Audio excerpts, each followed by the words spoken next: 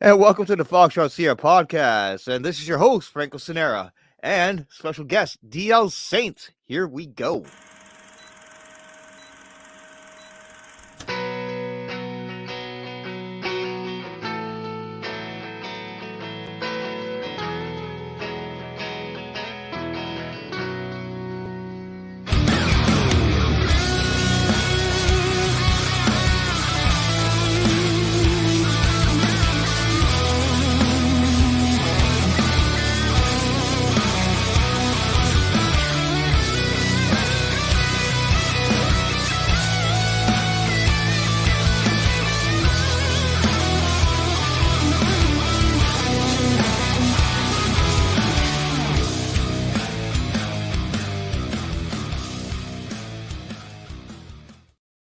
And welcome back to the Foxtrot Sierra Podcast. And once again, this is your host, Franco Sinera. All right, couple of quick announcements. Instagram, follow me on Instagram at the Foxtrot Sierra Podcast. So this is kind of where I act as like my website. You can find out updates, news, what's going on.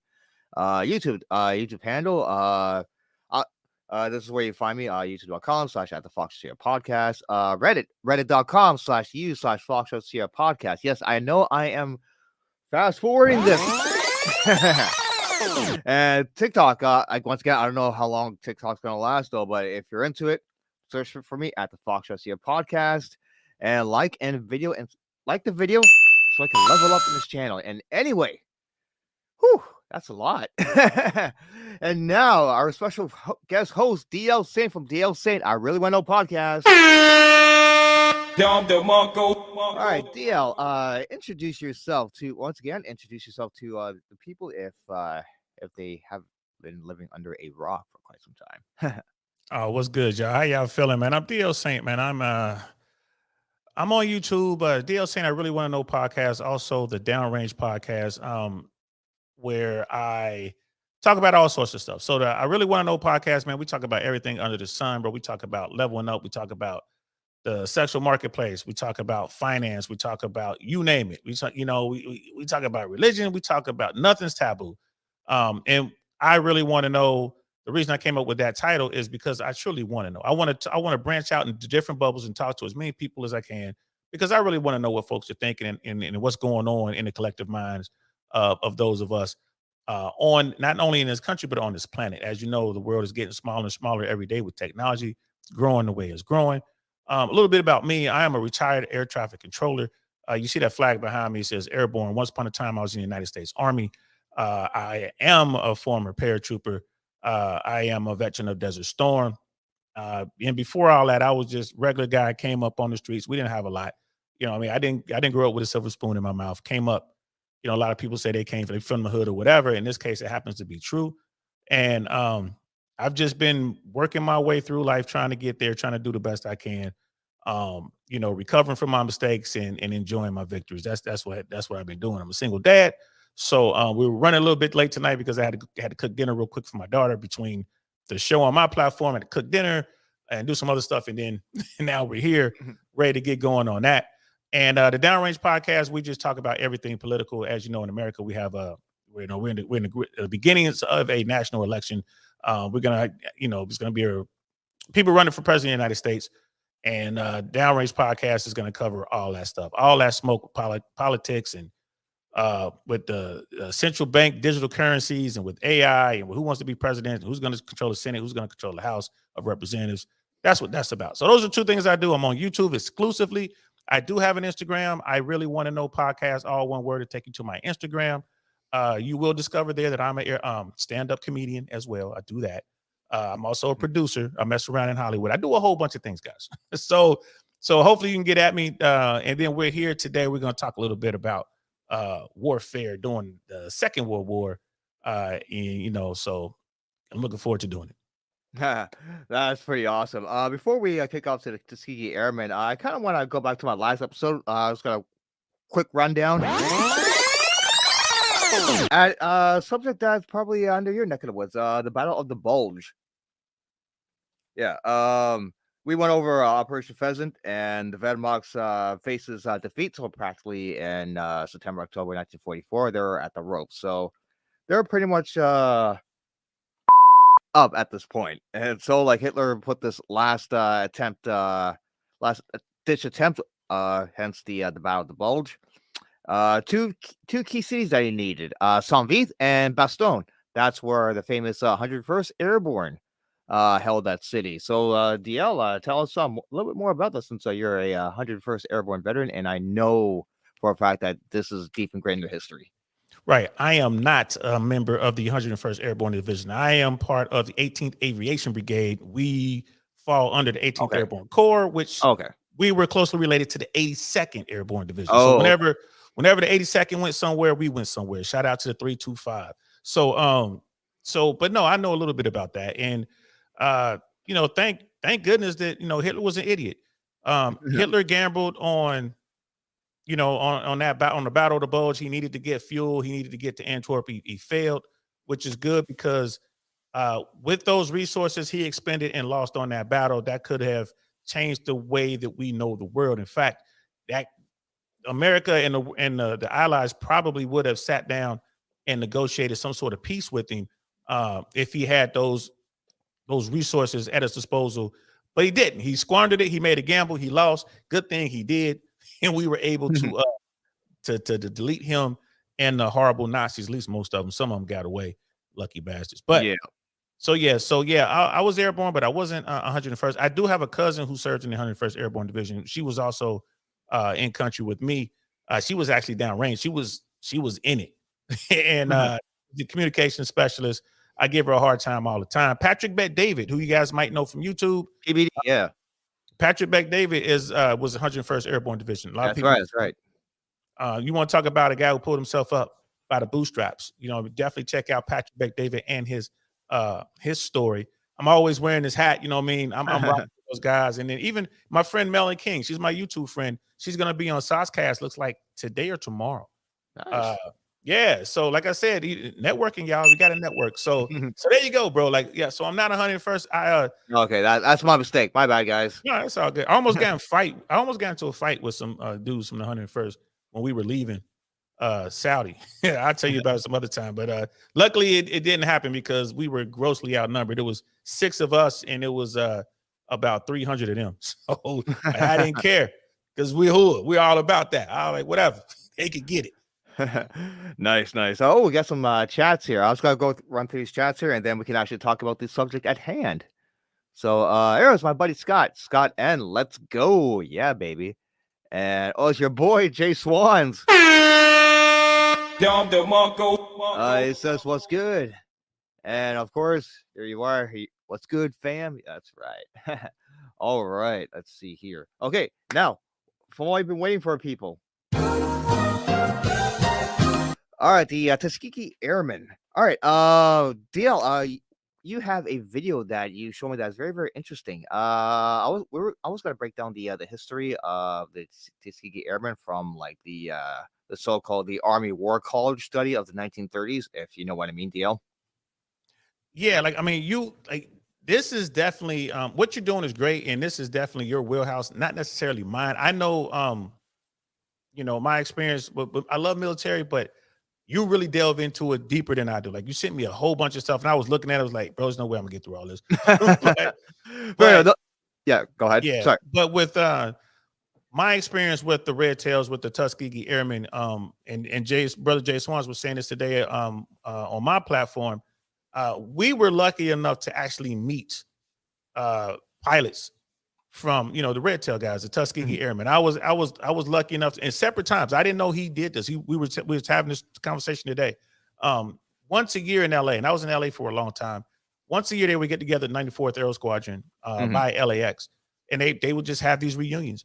And I was lucky enough to go to a couple of those reunions. I was with close friends who are related to General Benjamin O. Davis. And so we were there, and I got to actually sit around, talk to these brothers, and shake their hands. And, I fancy myself a warrior, but I'm nothing, in comparison to those dudes. I felt so small hanging out. Now, of course, I tower over those dudes. A lot of them, they're small, small men, and they're a lot older now. But I just felt so small, and the stories that they shared with me, and being able to fellowship with those brothers, those men were the best of the best. They had to be, with the the racial climate that was going on in America at the time, the fact that the American people really didn't want black men to go fight. They just they would say things like black men weren't intelligent enough. We didn't like have any excuse under the book. Well, people believe this. So I mean, you got to understand the era in which we were living. They were living Very at the time. segregated society during that time, especially the Jim Crow laws were like very, very strong, especially in the South, like Alabama itself, Tuskegee, in fact. So that's one of those things about World War II. You would have German soldiers, Wehrmacht soldiers, SS soldiers, straight Nazis come to America in POW camps, and they were allowed to go into restrooms and eat. They were allowed to go into restaurants and eat, go into restrooms, drink from water fountains that African-American soldiers could not do. Black guys couldn't do this. So that's just when you talk about a smack in the face. The people who are ruining the world can come over to the South, and they're treated with the respect that the men from America who were fighting for America did not get. So I mean, and still these men serve. These men serve with distinction. But the video I sent you, I saw that video about a month ago. I was very impressed by that video because there are a lot of accomplishments that have been bestowed upon this Tuskegee Airmen that I thought was like solid. I never questioned. Yeah. And then I saw the video and I'm like, oh, okay. So I thought kind of highly cool exaggerated. Some of them, yeah. In fact, and then some things they outright missed. And so I just thought that I'm like, you know what, this might be a cool thing to react to. So You know, what what you saw me that I after the gym, I quickly went watched the video. Like I skipped through the parts like myth 1, myth 2, myth 3 for like good 10 minutes each, and I thought I was like, dude, this is awesome. Like I want to do this. In fact, do you have that video up and ready? Because if you don't, that's all right. I got mine ready. Yeah, you can pull your. I sent it to you, but yeah, it take me a second to pull it up. I can put it in the back chat so you can share it if you want. But yeah. I think StreamYard actually allows for me allowing my my guests to control the video. Okay. So here, let me run this back to the beginning. Guys, on your way in, like the video on your way in, and go over DL Saint, subscribe to his channel so he can level up to his next milestone, 5,000 subscribers. I'm trying to get to 100. Hey, bro, like I said, you just got to put in the work, man. Slow and steady wins the race. And, yes, and again, like you're in you're in a niche right now that it's just a matter of you finding that audience. And once you find that audience, bro, I'm telling you, boom, straight to the moon. Oh, hang on. All right, here we go. Do you have control of that by any chance? Yes, you do. Yes. Awesome. Perfect. All right.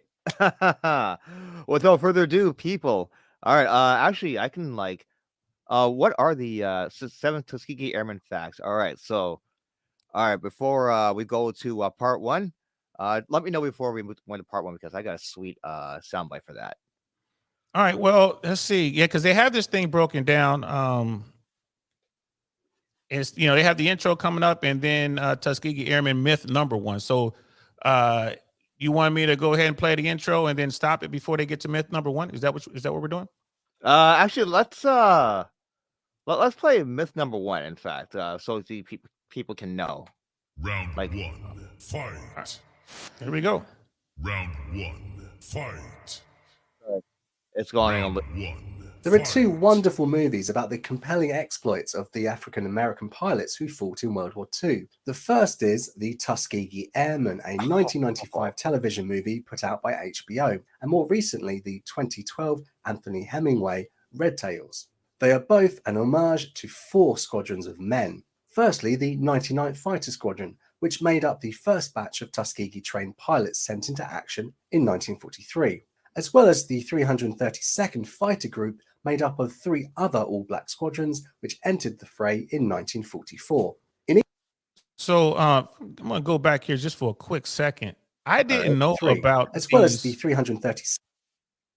So these fighter groups, the 99th Fighter Squadron, the 100th Fighter Squadron, the 301st, and the 302nd. Yep. I didn't know I didn't know the units, which again, you would think this sort of stuff would be taught. And again, it's kind of like, it's kind of like a failure of our culture here in America to just recognize great warriors, no matter who they are. I don't care if they're like Asian, like the Nisei warriors, men who were fighting the Nazis while their family members were interned in camps, concentration camps here in America.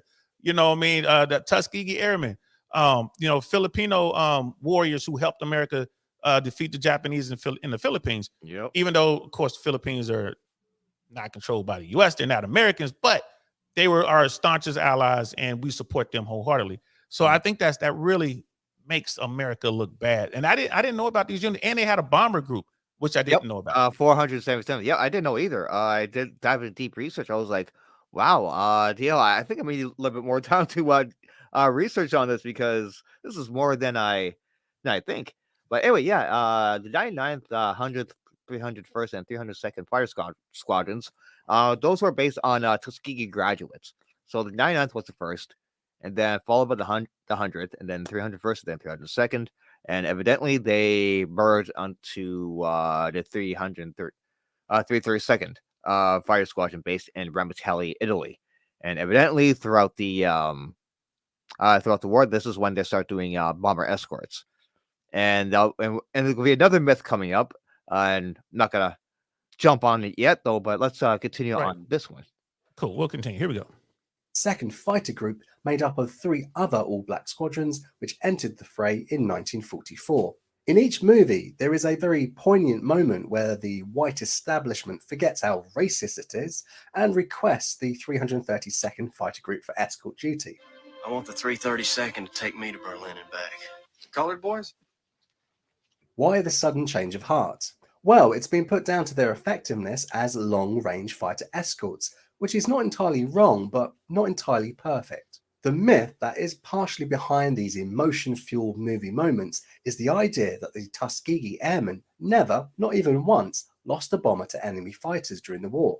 I looked into it, and since they've been escorting bombers, they haven't lost one to enemy action, sir. This has been repeated in books, on TV, and in endless online forums for years. And old boy ain't lying. I believe this wholeheartedly. And it wasn't until this video, bro. It wasn't until this video. I'm like, what? Like, even like I watched this movie several times when I was a kid. Like, this was one of my favorite movies, and especially in the beginning, it says based on a true story. I took that literally. I was literally looking for the pilot named Hannibal Lee, played by Lawrence Fishburne, and I could not find him. It turns out they were fictional characters, parody versions of actual pilots. They were based on a gruesome twosome. That's who they were based on. You would think they would have used their real names. Yeah. Now, the only guy that was actually real played a real guy was Benjamin O. Davis himself. Yes. Yeah, we can actually dive deep down on Benjamin Davis' history, though, but we can actually continue on this. Right. And here we go. But the fact of the matter is, it's simply not true. It seems the myth began during the war with an issue of Liberty magazine from March 1945. In an article, it was claimed that the black pilots had not lost a bomber under their protection to enemy aircraft in over 100 missions. By this point, the 332nd Fighter Group would have flown more than 200 missions. Another article that came out just 2 weeks later, this time in the Chicago Defender, made the same claim, but upped it to 200 missions. However, the fact of the matter is that of the 312 missions the Tuskegee Airmen flew for the 15th Air Force between early June 1944 and late April 1945, only 179 of those missions were to escort bombers. Without a doubt, the 332nd Fighter Group lost bombers to flak on most of the 179 bomber escort missions they flew. This is entirely forgivable because they can't control or defend against anti-aircraft fire. But the false claim is that no German fighters got close enough to shoot an American bomber down under the Red Tails' watch. When you go through the records, as Hallman did, you find that the Red Tails were escorting bomber formations on at least 7 days where losses to enemy fighters were incurred. A total of 27 bombers were lost to fighters under the noses of the 332nd. As this information was carefully documented and its pilots were witness to these losses, you'd think they would be the ones to dispel the myth. On the contrary, at times, celebrated Tuskegee Airmen have been the ones to support the perfect score myth themselves. In an interview after the war with Benjamin O. Davis, Jr., commander of the 332nd, he took an unexpected stance. When asked about this claim, he said that he had been dubious about it himself at first, but remarked it was becoming accepted as fact. This is very surprising, seeing that the citation for his own Distinguished Flying Cross, dated 31st of August 1944, reads, Colonel Davis so skillfully disposed his squadrons that in spite of the large number of enemy fighters, the bomber formation suffered only a few losses. I mean, hey, I ain't mad at him. If they're saying, it's like, hey, man, if that's what the media is saying, who am I to push back? Yeah, it's like if they want to believe it, go right ahead.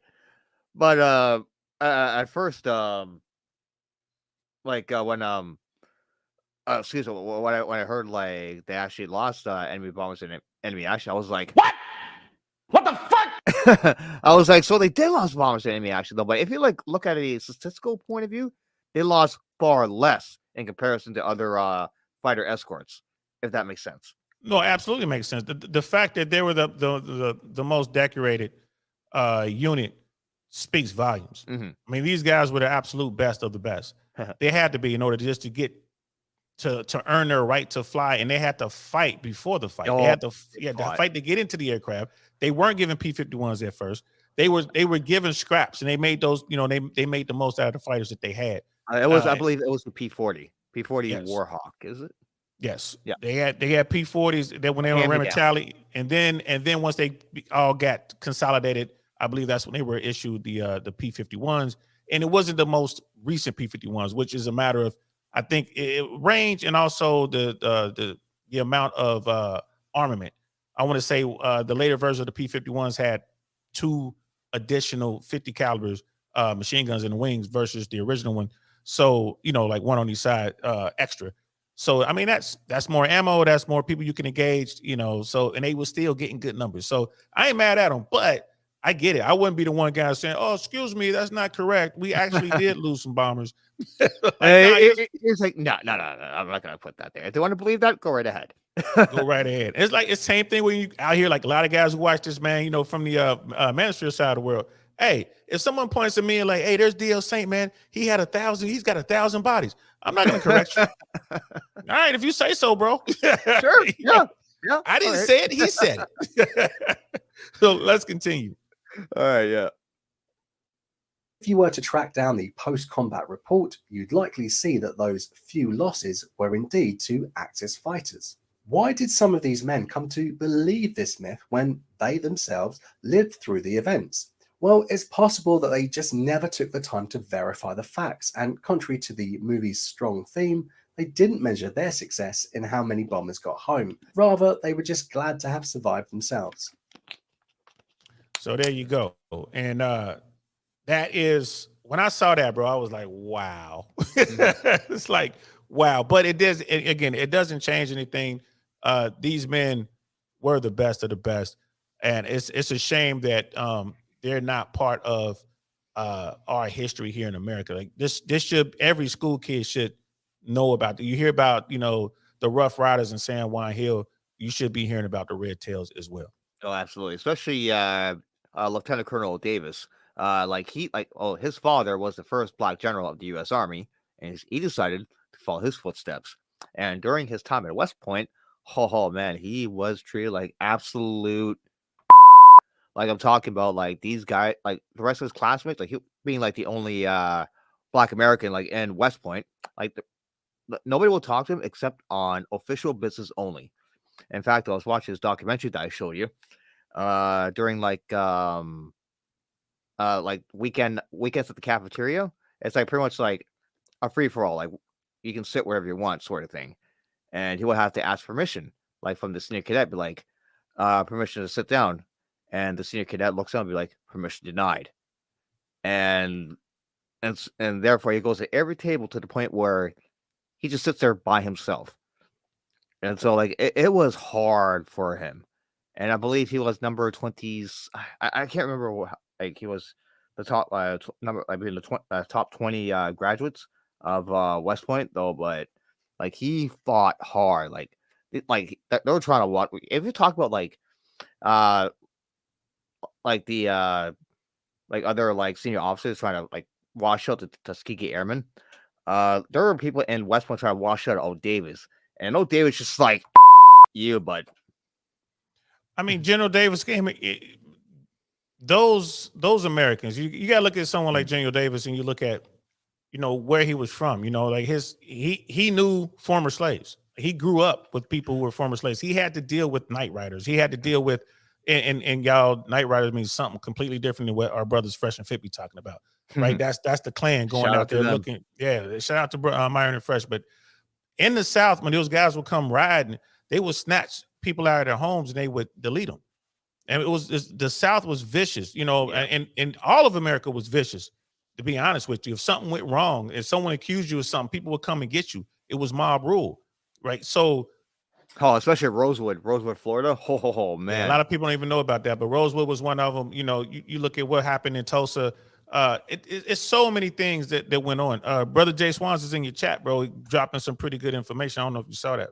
I did. Right here, the 2nd Ranger Infantry Company Airborne was the first and only all-black Ranger unit in the history of the United States Army. The company's lifespan covered 10 months, from selection and training through a 7-month combat deployment in Korea, after which the unit was deactivated.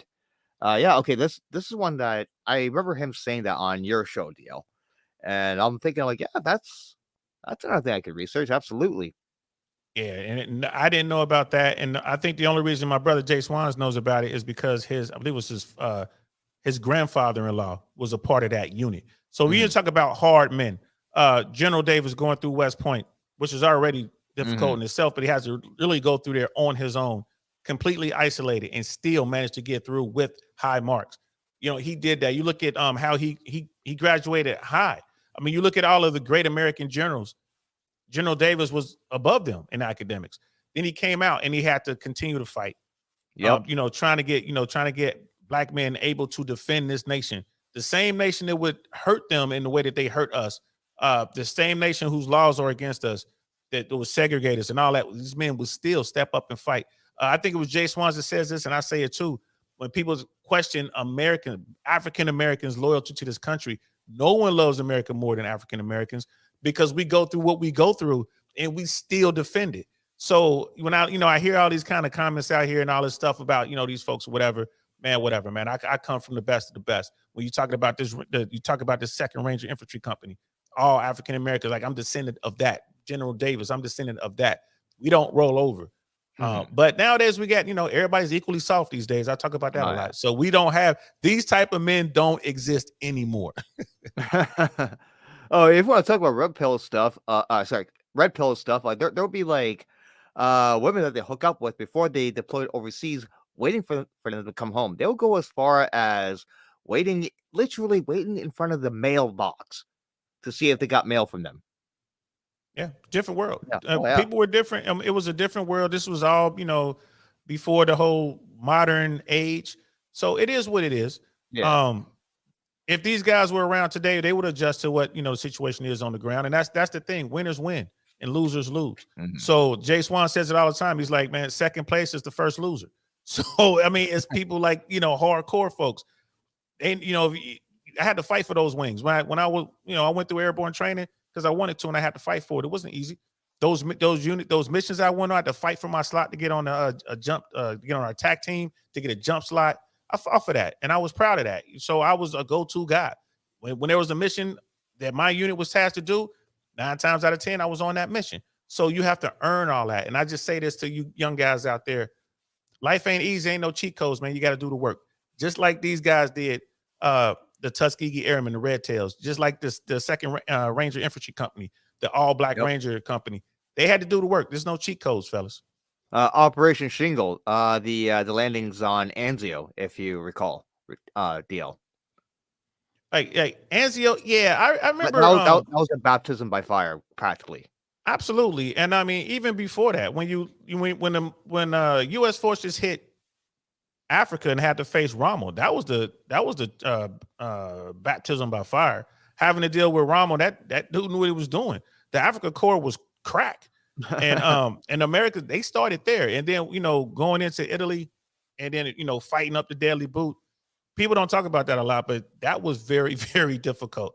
I think it was General Clark was really a bad general, but remember Clark. It was supposed to be Patton though, but the whole Sicilian incident on him slapping a couple of soldiers of them experiencing post-traumatic stress disorder, At the time, Patton didn't understood it.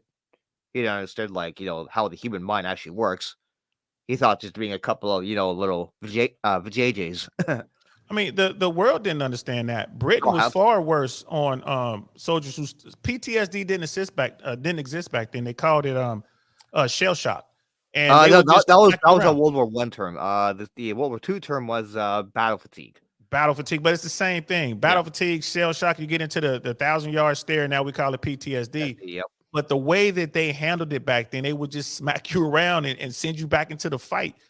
So what Patton did is what all of the generals were doing. The British took it a step further, especially during World War I. They would catch dudes and accuse them of desertion and stand them against the wall because these guys would wander off with, because they were shell shocked, PTSD. They would just kind of wander off. And when the British caught up with them, they would execute these guys. So, I mean, it was only in wishing time when they went back and they basically apologized. It's like, sorry, we didn't know. But this is how the world was at the time. Hey, ladies and gentlemen, the world has not always been a cuddly place, warm and fuzzy. It's not warm and fuzzy to this day. It certainly isn't warm and fuzzy in Sudan. It's not warm and fuzzy in Ukraine right now. Oh, hell no. So it is, hey, people, the world is what it is. Can't cry about it. Exactly. And now, Tuskegee myth number 2. Round 2, fight. I don't think we can deny that the men of the 332nd suffered enormous obstacles in their path to combat duties. Many of these were racially motivated. However, one false claim seems to be playing on their underdog status with no basis in fact at all. It has been said that the white establishment did not want any African American pilots to obtain the coveted title of ace.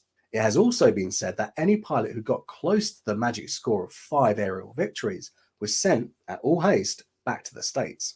It has even been claimed that at least one actual ace had his 5th victory discredited to keep him off the list of aces. All of this a pathetic attempt by racist white officers to show that a black man didn't have what it takes to become an ace. The main proponent of these allegations seems to be Lee Buddy Archer, who was... So Lee Archer and his wingman, they called them the gruesome twosome. I think these are the two men that they based the HBO Tuskegee Airmen characters on. Lawrence Fishburne and Cuba Gooding Jr. Yeah, I think they based those characters on these guys.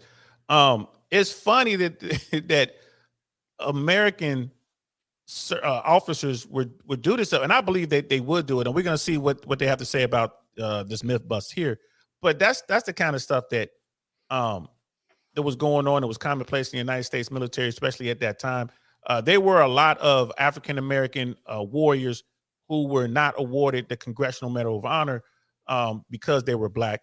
And I want to say it was under the Obama administration and also under the Clinton administration that they reviewed a lot of these heroes' stories, and they removed the race component, and they had these awards reviewed by a panel of generals. It's like, yeah, this action deserved the Congressional Medal of Honor, that action doesn't. And when they did that, there were a lot of African Americans who were posthumously, of course, awarded Congressional Medal of Honors for their actions under fire.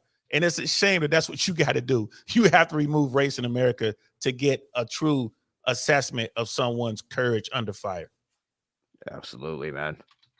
So, right. And we'll continue if you're ready. You ready? I'm ready to go, brother. Here we go.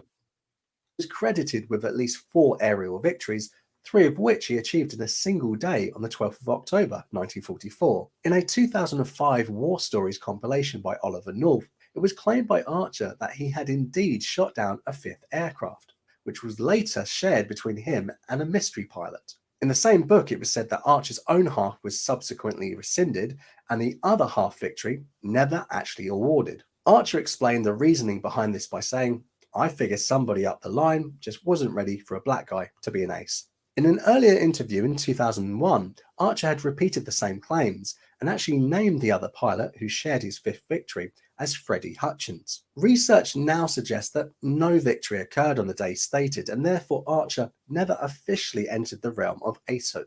This didn't stop people, including some well-known writers and publications, from printing the myth. This included Charles E. Francis, himself based near Tuskegee, in his original 1955 book, the Tuskegee Airmen. In the same 2001 interview, Archer had mentioned that he was asked to speak at an American Fighter Aces Association event the previous year. This has been taken by some to mean that he had been inducted into the Fighter Ace Club. However, other non-aviators also spoke at the same event, including Charlton Heston. They were not made aces either. As for pilots being sent home on the eve of achieving their fourth victory, this isn't entirely true. Some men did leave combat at the time that they had inched that much closer to ace status, but it was usually because their tour was up or another legitimate reason. Several other pilots, such as First Lieutenant Lee Archer and Captain Edward Toppins, remained on active duty long after being credited with a full victory.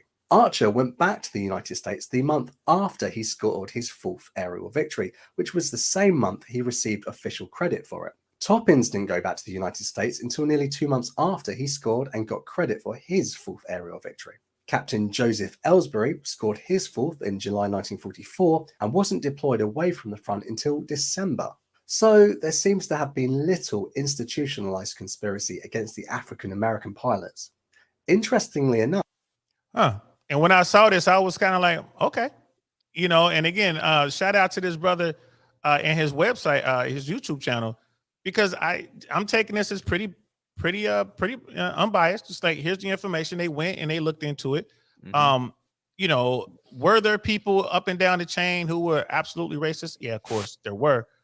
But I mean, I'm looking at this. I'm like, well, maybe he just didn't get that fifth kill. What do you think? Oh, geez. It could be a whole variety of reasons.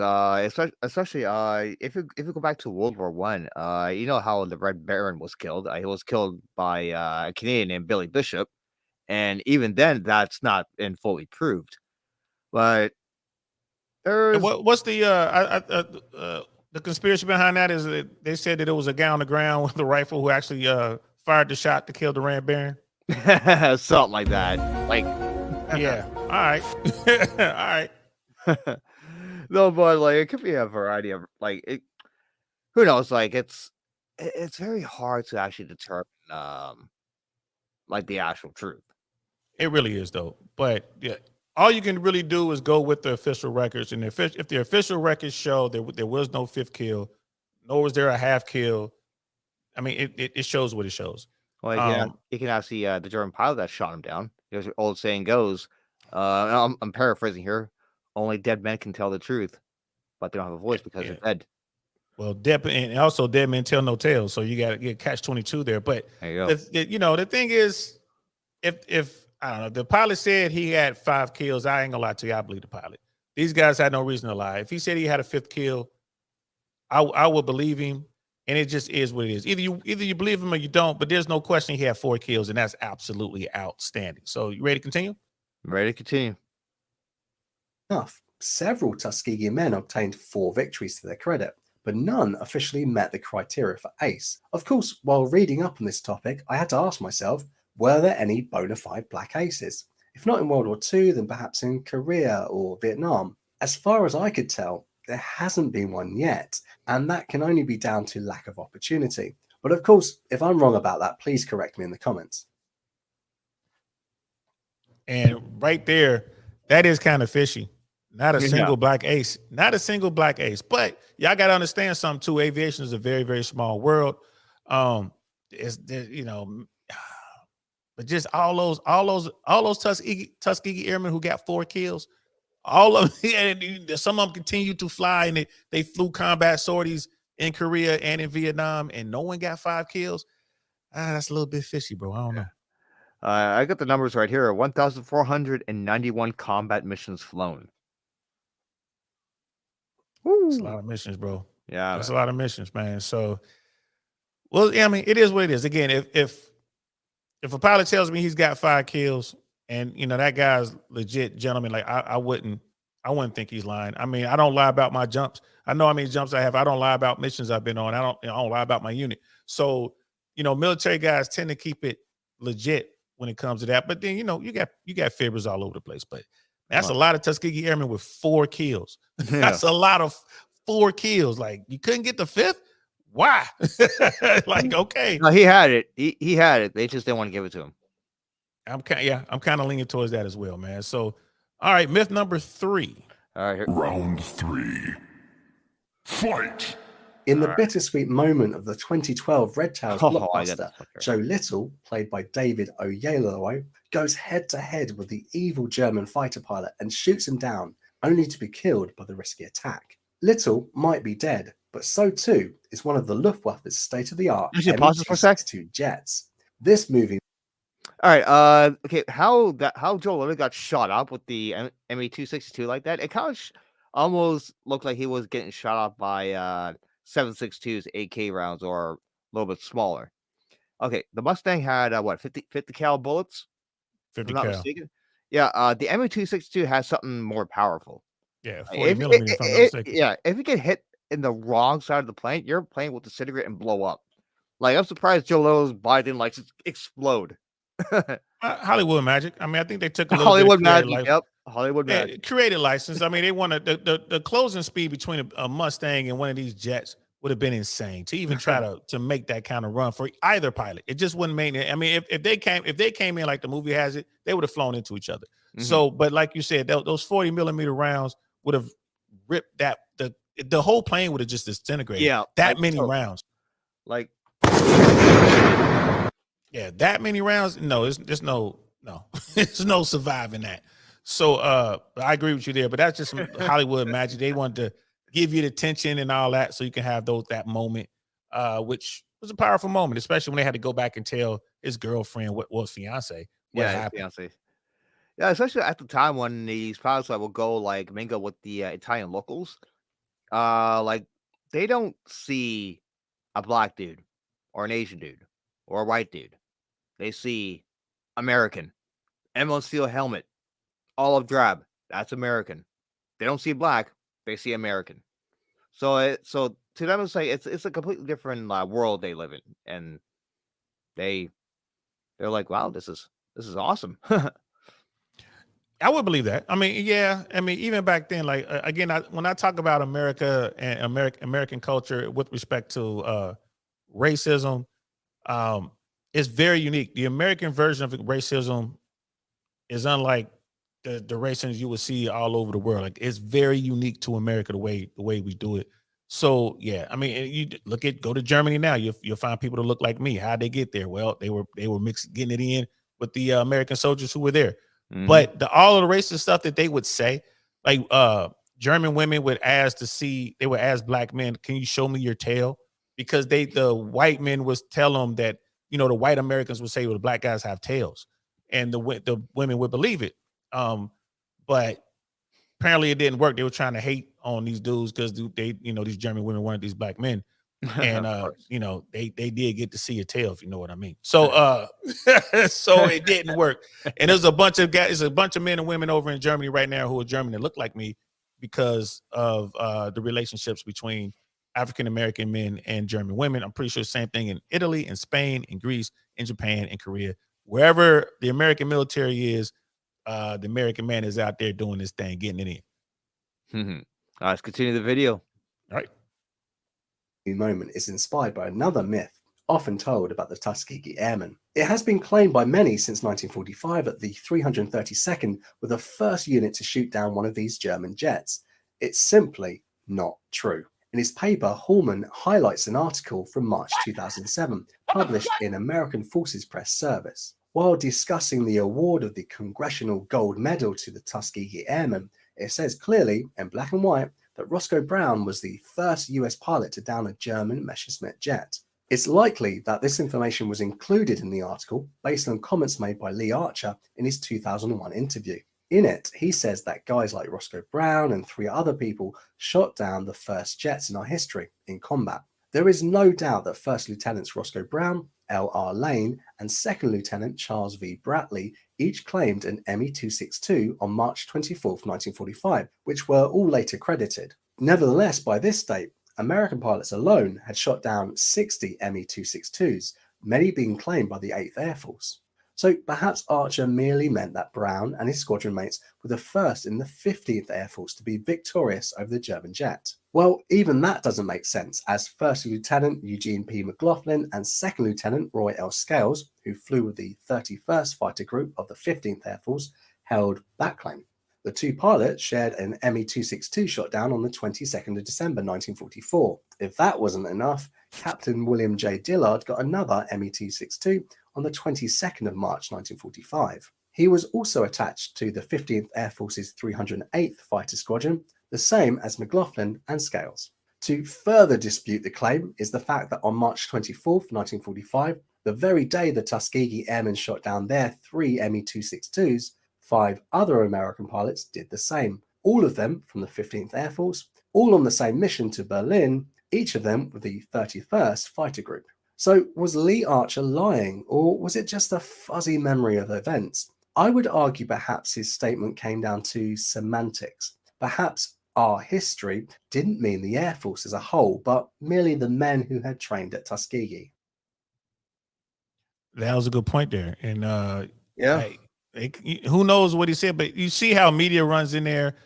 This whole, people talk about fake news. It's not necessarily fake. They're just trying to get the best story. And if they're going to embellish a little bit, they will.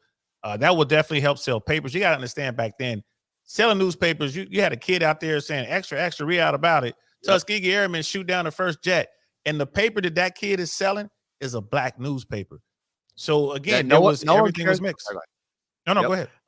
I was gonna say, no one cares about the truth if the lie is more entertaining. The lies are gonna sell. Exactly. Also, like I believe this man actually shot down an Me-262, but was he the first? It's hard to say because it's not like you have a computer database like tracking all these record kills in a certain amount of time. Like, okay, like every pilot, like whether he's black or white, like they all claim an Me-262 kill. Though, but I like try to claim they were the first ones. It's really, really hard to tell, though. But we just meant that this guy actually did shoot down an Me-262, though, but can't really fully prove that he was the first one. If that makes sense. Like, is the claim the Tuskegee Airmen shot down the first, Messerschmitt jet? Very hard. You know what I mean? Very hard to say. Nah, not really, because like you said, you had the 15th Air Force, you had the 60th, you had all these other Air Force. These guys were make the kill and do the paperwork. So is it possible it was some sort of conspiracy? Possibly, but you got the guy who did the shooting, you got his wingman, you got other people who saw the thing go down, right? You got the fight, you got the bomber, the bomber crews are looking like, yeah, they shot him down. So, and they have the paper trail. So it may not be computers like we could just, hit some keystrokes and it's in the system, but the dates are still there on this date, on this mission at this time. The military is very meticulous when they do their reports. You have to have the date, the time, all that in there, and things have to be backed up. So I would say that, yeah, the Tuskegee Airmen knocked down some of those jets, but were they the first one? I would probably say no, because they wouldn't have been the first squadron to go fly cover over a mission into Berlin. And they didn't see those jets until those missions in Berlin. Yeah. So sorry, go ahead. No, I was saying, so yeah, I'm agreeing with you that that it's possible, like you said, but I think it's highly it's very probable that it was airmen from another unit that got the first kills, only because they got there first. Right. And the Tuskegee Airmen are only I got the numbers right here, like only three Me-262s that they shot down. And I had another brain fart that I was gonna mention something else though, but yeah. Sorry, go ahead. Yeah, they shot them down. I mean, it's like, dude, they're in a piston-driven airplane and they shot down a jet.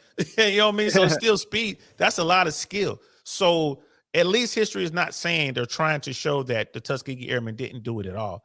It took extraordinary skill to be able to bring down one of those experimental jets no one ever seen before. You're flying around, all of a sudden there's a jet that just goes. And the Me-262 wasn't, or was it the 263? Wasn't the only jet that the Germans had. They had another one. That Me-262, they had another one, the Comet with a K. The Comet, yeah. Yeah, it kind of looks like a stealth frisbee. Yeah. That isn't stealth. Yeah. But a lot of Germans blew up in that thing. Literally, they would turn it on, and it was so experimental that it would just blow up on the runway sometimes. It's crazy. Yep, another version of Hitler's Wunderwaffe. Yeah. And also mention I remember now. the bombing of Berlin. Their mission was to bomb a munition, like a tank factory, right in the outskirts of Berlin. The 332nd was supposed to escort the B-17s halfway through, and they're supposed to be relieved by a white squadron. But like these guys got lost and never made it. So what did they do? Stuck with the bombers, and that's another another record that set the record straight on them, if that makes sense. Yeah, I mean they did it. I mean you can't let them go fly unescorted. And then the movie talks about that, like the bomber crews really wanted the Red Tails to escort them all the way to Germany. They were real upset that the Red Tails weren't going to be allowed to do it. Mm-hmm. But the other squadron was late to the rendezvous, and the Red Tails got orders to stick with the bombers. And they had enough fuel, they had enough range to do it because the P-51s had drop tanks, which gave them that extended range, which with those Merlin, with those Rolls-Royce engines, helped them to win the war. So yeah, man, we'll do myth number 4. I doubt if at the rate we're going now, I doubt if I'll make it all the way through. You might have to finish this without me, but we can definitely do number 4. Here we go. All right, here we go. Round 4. Another misconception is that the Red Tails flew only P-51s. There is a confusing moment in the 1995 movie where Hannibal Lee, played by Lawrence Fishburne, is surprised by his crew chief with a brand new P-51. Apparently, no one told the production team that the actors had been flying the exact same aeroplanes for much of the film up until then. Perhaps we were supposed to pretend they were P-51Bs, but I don't remember getting that memo. Red Tails in 2012 did a slightly better job and had the squadron flying P-40s in the desert. We can actually pause this. However, as some moviegoers have it's not much through myth number 4, because we actually go through this right now. When I was watching Tuskegee Airmen, when they first went into the African campaign, they were already flying P-51s in that film.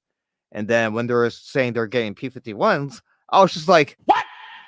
What the fuck? You guys already had P-51s. No, but the movie Red Tails actually, they actually did something somewhat accurate. They actually got the equipment right for a change. Yeah. Hey, someone open up a history book. And especially the bomber rendezvous, again, at least George Lucas somewhat had it right. And at least in the beginning of the film, it said based on actual events. Not necessarily true, though. Right. Like, true story, based on true stories, and based on actual events. It's another one, too. That's how like what they're doing here. It's like, Troy. It's like, Troy is a true story. Like, nah, not no, based on actual events. It's like based on a book. So it's like, but, you get that stuff. Same thing with Gladiator. So yeah, they'll take some historical things and mix it all up. A real good YouTube channel to watch is History Buff. I don't know if you ever watched History Buff. So that's really good. I've seen a few clips, but yeah, definitely. But if you want, we can fast forward to round 5. All right, here we go. Round 1. Round Fight. 5. Supposed to be 5. It's all good. 44. Another much repeated Tuskegee Airmen myth is that they sunk a German destroyer. Again, if we turn back to popular culture, both movies about the Tuskegee Airmen show a similar scene. In the earlier one, Lawrence Fishburne and Cuba Gooding Jr. blow up a destroyer, and in the 2012 movie, David O manages the same feat. But how much truth is there in these dramatic movie moments? It is true that many a mighty naval ship was sunk by a single-engine fighter equipped with bombs or rockets. The claim is that a sole African-American pilot did it with just his guns. While this might be possible in the video game era, achieving such a feat with 50 cals alone in reality is a tall order. As Holman explained in his paper, the myth has some basis in fact, but it's certainly an over-exaggeration. Firstly, to be completely pedantic, the movies are wrong purely on the fact that they depict P-51s in the action, when in fact the group was still flying P-47s. On the 25th of June 1944, 8 of the 332nd P-47s encountered a German destroyer in the Adriatic Sea near Trieste. They attacked with their guns, and 2 of the pilots returned to take another strafing pass. It was confidently believed by the pilots that they had indeed destroyed the ship. This probably led Lee Archer, who who's getting a bit of flack in this video to say that we sank a destroyer escort, and to prove it to naysayers, we sent them the film. Immediately, this is a little bit suspect because while the gun camera footage may have shown these strafing runs, it wouldn't have shown a ship sinking in real time. As the pilots didn't have a habit of making things up, did any German destroyers sink on the 25th of June 1944? Well, records show that the only ship in the area which was attacked by aircraft was the former Italian destroyer Giuseppe Missouri. It had been converted into a large torpedo boat by the Germans and designated as TA-22. While heavily damaged, TA-22 didn't sink that day. However, it was later decommissioned and scuttled in Trieste in 1945. As TA-22 took no further part in the war, it wouldn't be unreasonable to say the Tuskegee Airmen sunk her in spirit. This being said, no single pilot achieved the feat, and none witnessed her sink. In his book, Charles Francis claimed that Gwen W. Pearson and Wendell O. Pruitt, the men behind the June 25, 1944 action, were awarded the Distinguished Flying Cross. He also claimed that Pearson was given sole credit for sinking the ship. Unfortunately, Pearson was only awarded one DFC, and it was for his action on August 14, 1944, while Pruitt's own DFC was as a result of his action on August 27, 1944. So we have to conclude that while it makes for a cool movie moment, no single African-American pilot, nor probably another American, sunk a German destroyer with guns alone. Yeah, that was when you really think about it, man, it's going to be hard to sink a ship with 50 cals. Yeah, exactly. You need bombs for that. And that's another thing that we forgot for equipment wise. They not only they had P-51s, but they had P-47s as well. It's the next best thing to the P-51. Yeah, it was like a flying tank. That thing was no joke. So yeah, I mean, I'm not mad at them though. I mean, when you talk to, I know that Jay Swans and I today were talking about something that happened. One of the jumps that we were on, and it's easy to mix up details. It's easy to do that because a lot of times we'll sit down like, hey, remember this one mission you did that? Oh, that wasn't that mission. That was over here. That wasn't at Bragg. That was in Korea. You know, so and we're getting older. So it's the stuff blends together. You know, of course, there are other missions that we know spot on, and certain things that happen. Like, no, you'll never forget. Like, yeah, that's what happened. And when these guys flew on this boat, this ship, and they left that thing, they probably believed that they sank it. Like, yo, that thing's gone, man. We took care of that, big explosions and stuff. But that's so hard to do with 50 cals. They only have 50 cals. Exactly. But in reality, the ship limped its way back to port till the end of the war. They practically decommissioned and scrapped it. It was damaged beyond repair. So that's why they said they sunk it. In spirit. Yeah, still a kill. Yep. Still a kill. So yeah. But I mean, again, I'm not mad, man. These dudes, they were doing their thing. Like this is a really good video. I'll put this in your I'll put this in the chat. Actually, I have this video linked to my my description. Okay. We can actually fast forward to round 6, do like a minute, and then round 7, do a minute, and people can actually find it. We can actually quickly break it down. All right. Because this is 7. For time too. Just don't worry about it. So you want to do number 6? Yes. All right, here we go. Let me back it up just a little bit more. There we go. And are essentially two sides of the same coin. There's no denying that the United States fought one of the greatest struggles for freedom with a segregated army and under the shadow of Jim Crow laws back home. This led to all manners of obstacles in training, deployment, and the promotion of men. Black officers and military police could not be put in a position of authority over white servicemen or civilians for fear of social unrest. This also made it difficult to promote black officers to lead their own men, especially in the 99th Fighter Squadron, as this unit spent more than a year attached to white fighter groups. Having white NCOs and men serve under even a black lieutenant would be inappropriate during these bigoted times. The pinnacle of this messy situation was the attempt to prove that African Americans were unfit for duty as fighter pilots. The commander of the 33rd Fighter Group, Colonel William Momia, wasn't happy about having the 99th Fighter Squadron attached to him. Perhaps it was purely the fact that he already had 3 fighter squadrons to deal with. Nevertheless, his complaints escalated to 7 Air Support Command. On the 16th of September 1943, Major General Edwin J. House, sent a memorandum to Major General J.K. Cannon. It basically called into question the combat efficiency of the 99th Fighter Squadron, which up to this point was not being used to its greatest potential. The memorandum claimed that, among other things, the African Americans didn't have the proper reflexes to make first-class fighter pilots. House went on to suggest that the 99th Fighter Squadron be redeployed to duties behind the front lines. A second memorandum, this time penned by General Cannon himself, supported the first and was forwarded to Lieutenant General Carl Spaatz in September 1943. It said, the pilots of the 99th Fighter Squadron fall well below the standard of other fighter squadrons on this command. These notes were then in turn sent from Spaatz to General Henry Hap Arnold on the 19th of September 1943, which ironically expressed his full confidence in the fairness of the analysis made by both General Cannon and General House. The fact of the matter is that as soon as the 99th Fighter Squadron was attached to another fighter group and given more opportunities, they became very effective indeed compared to the white P-40 squadrons. When the unit joined the all-black 332nd Fighter Group, on paper, they even started to outshine their white counterparts. As Hallman points out, on average, the 7 fighter groups of the 15th Air Force lost 46 bombers each between June 1944 and April 1945. The 332nd apparently only lost 27 on their own watch. So that means that instead of being inferior to white units, the 332nd was in fact superior to them, right? Well, not exactly. What struck me when researching this topic is the urge society seems to have to elevate minority groups to the same level and then often above those that have suppressed them. So what does that mean, DL?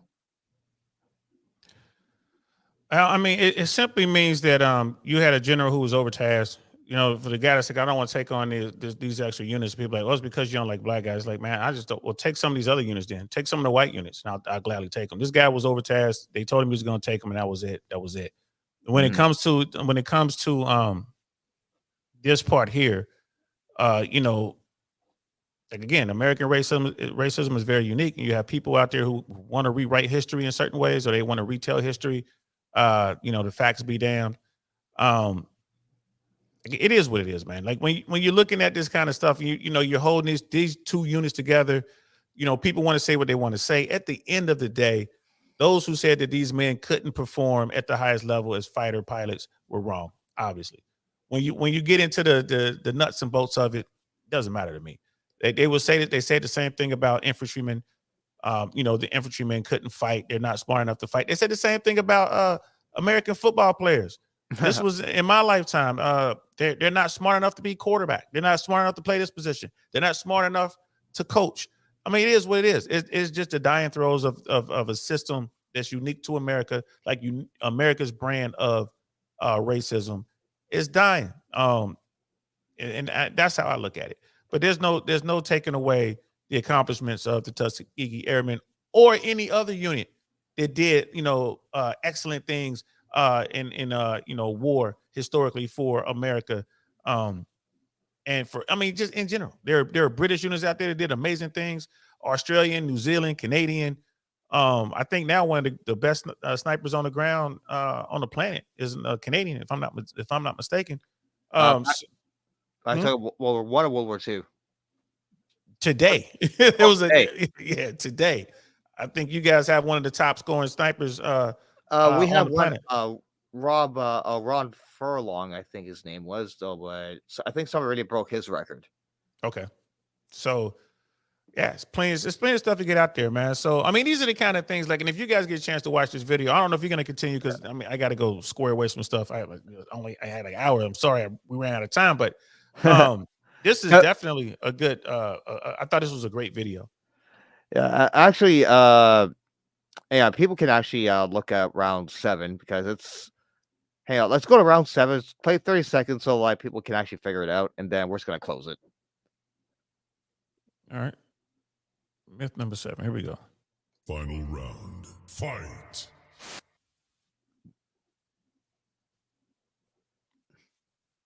Into aerial combat. So I think Holman's conclusion is justified. They were not worse, but they were also not better. In the long run, they proved to be equal. It's perfect. One of All the right. most interesting characters to come out the Tuskegee program was the late Colonel Charles McGee. If you don't know much about him, you can watch my video about his career in the link above. Some like to claim that McGee, who saw combat in World War II, Korea, and Vietnam, flew more combat missions than any other American pilot. McGee clocked up 409 sorties, which on its own is an incredible achievement, not least because he did so in so many wars. While not the only Tuskegee Airman to see combat in conflict post-1945, unlike them, he did so as a fighter pilot. However, So it goes on. It talks about this myth. You guys, you should go and absolutely watch this. This myth number Watch 7. this whole video. If I say it's another exaggeration of his flight hours. Pretty much. And then it goes on to talk about people, African American, like, black pilots, black American pilots, who had a better record than he did. So again, it's an attempt to kind of skew the historical record, which is a bad thing because it takes away when you take away the truth, it makes you question everything. And just what these guys did was amazing on their own. You don't have to help them, after the fact and try to, pump up their numbers or whatever. What they did was absolutely amazing. And the equipment that they had in the time, the era in which they did it. So, again, shout out to the brother who made this video, man, because I ain't gonna lie to you, I was sitting around like, oh crap, I didn't know that. Yeah, so give it Dr. Michael for that. All right, and that concludes our episode for tonight. Next episode, I will be talking about the fall of Berlin. For that, DL, any last minutes you want to plug your stuff in before we log out? Yeah, you guys can find me on YouTube exclusively right now, man. DL saying I really want to know podcast, and also under that is also the Downrange podcast. But yeah, man, we're just doing what we're doing. I'm on every single day, Monday through Friday at 6 p.m. Eastern Standard Time. Saturday, Sundays, 2 p.m. Eastern Standard Time. And I talk about everything I can think of, yo. It's all good. It's all gravy. Shout out to Fresh and Fit. They're always supporting us, man. Always giving us shots out on their platform. Doing good, doing big things. And they're always there to help. If especially with me, if I got some questions about something, they're always out there to help getting back to me. Absolutely. 100%. Yeah, so shout out to them brothers. Don't forget to like the video so we can level up in this algorithm, and don't forget to subscribe to DL Saint's channel. And in the meantime, we will log out because I got early morning, and pretty much DL does too. Yeah, I got feeding and cleaning to do. Got to take care of the kids. All right. In the meantime, thanks for tuning in, guys. Thanks for the chats, and tune in next time. Peace.